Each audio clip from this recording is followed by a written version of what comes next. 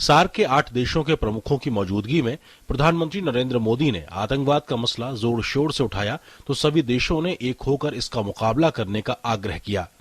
मुंबई आतंकी हमले के शहीदों को याद करते हुए प्रधानमंत्री ने कहा कि देश उसकी पीड़ा नहीं भूल सका है। Today as we remember the horror of the terror attack in Mumbai in 2008, we feel the endless pain of loss of lives. Let us work together to fulfill the pledge we have taken to combat terrorism and transnational crimes.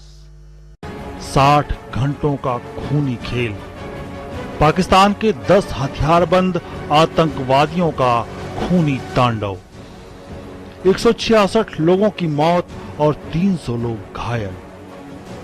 साल 2008 में आज ही के दिन पाकिस्तान के 10 हथियारबंद आतंकवादी पाकिस्तान से समुद्र के रास्ते मुंबई पहुंचे और गेटवे ऑफ इंडिया के पास तट पर उतरे। इसके बाद आसपास के इलाकों में फैलकर Taj hotel, Oberoi hotel, Leopold cafe और वीटी स्टेशन आदि जगहों पर आतंक का तांडव मचाना शुरू कर दिया। इस हमले में तकरीबन 166 लोगों की मौत हो गई, जिनमें 26 विदेशी लोग भी शामिल थे और करीब 300 लोग घायल हुए। इसके अलावा बड़ी मात्रा में सार्वजनिक और निजी संपत्ति का नुकसान हुआ।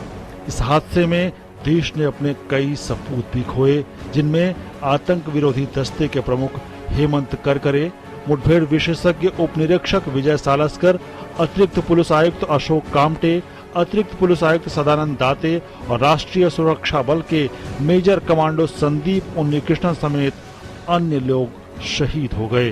हालांकि सुरक्षा बलों की जवाबी कार्रवाई में एक आतंकवादी को छोड़कर बाकी सारे आतंकवादी मारे गए और ये आतंकवादी था अजमल आमिर कसाब। 27 नवंबर 2008 को कसाब पकड़ा गया। लंबी कानूनी कार्रवाई के बाद आखिरकार 6 मई 2010 को न्यायालय ने कसाब को मौत की सजा सुनाई। कसाब ने सुप्रीम कोर्ट में अपील की, जिस पर सुप्रीम कोर्ट ने सुनवाई पूरी होने के बाद 28 अगस्त 2012 को अपना फैसला सुनाते हुए फांसी की सजा को सही ठहराया।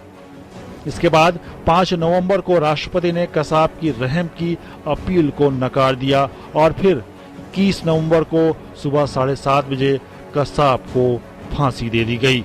मुंबई में 6 साल पहले हुए इस आतंकवादी हमले की यादें भले ही शहर के लोगों को एक बुरे सपने की तरह लगती हों, भले ही समय के साथ इस दिल को दहला देने वाली घटना का असर कम हो गया हो, भले ही अब मुंबई नगरी पहले की तरह अपनी पटरी पर दौड़ रही हो, लेकिन आतंकवादियों के इस खूनी खेल में मारे गए बेकसूर लोगों के परिजनों की आंखों में आज भी दर्द झलकता है।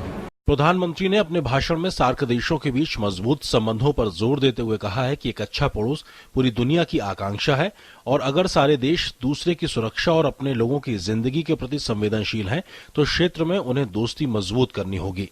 प्रधानमंत्री ने इस बात पर चिंता जताई है कि सार्क उस गति से आगे बढ़ने में विफल रहा है जिसकी लोग उम्मीद और इच्छा रखते हैं। As SARC, we have failed to move with the speed that our people expect and want.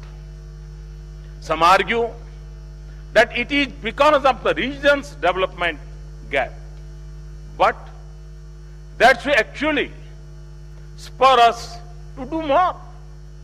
Or is it because we are stuck behind the walls of our differences and hesitant to move out of the shadows of the past? पास होने से साथ होने की ताकत अनेक गुना ज्यादा होती है और इसलिए सार्क देशों के लिए समय की मांग है। हम 5-5 भी हैं लेकिन साथ-साथ भी हो।